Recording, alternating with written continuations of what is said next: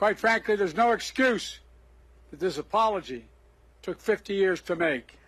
A landmark moment in Arizona. President Joe Biden visits a Native American country to apologize for a dark chapter in U.S. history. The president's visit to the Gila River community addressed something the country tried to ignore for decades. He apologized for the federal Indian boarding school era that spanned 150 years and ended almost 50 years ago. But as 13 News reporter J.D. Wallace explains, the era has scars still felt today by indigenous peoples. President Biden told the crowd here at the Gila River Indian community that to usher in the next era of federal tribal relationships, we need to recognize the harms of the past. I formally apologize as President of the United States of America for what we did. I formally apologize.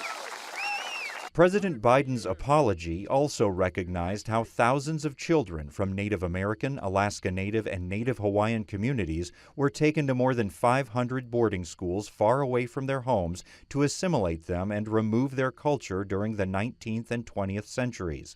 Abuse was rampant. As many as 1,000 died. These federal Indian boarding schools have impacted every indigenous person I know.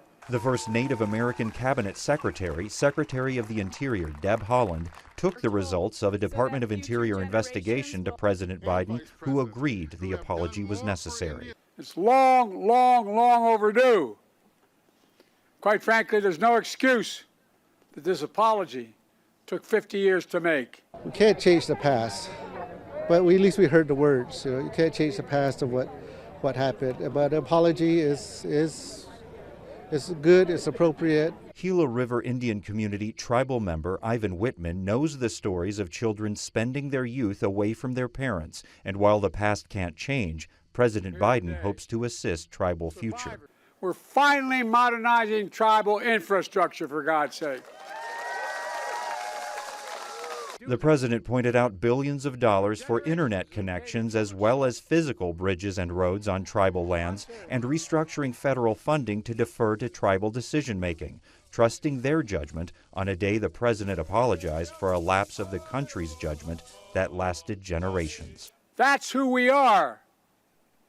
For God's sake, let's make sure we reach out and embrace. Because you make us stronger, you are America. God bless you all, and may God protect our troops. Thank you. Secretary of the Interior Deb Haaland said that an oral collection of first-person narratives of boarding school survivors is being created. From the Gila River Indian community, J.D. Wallace, 13 News.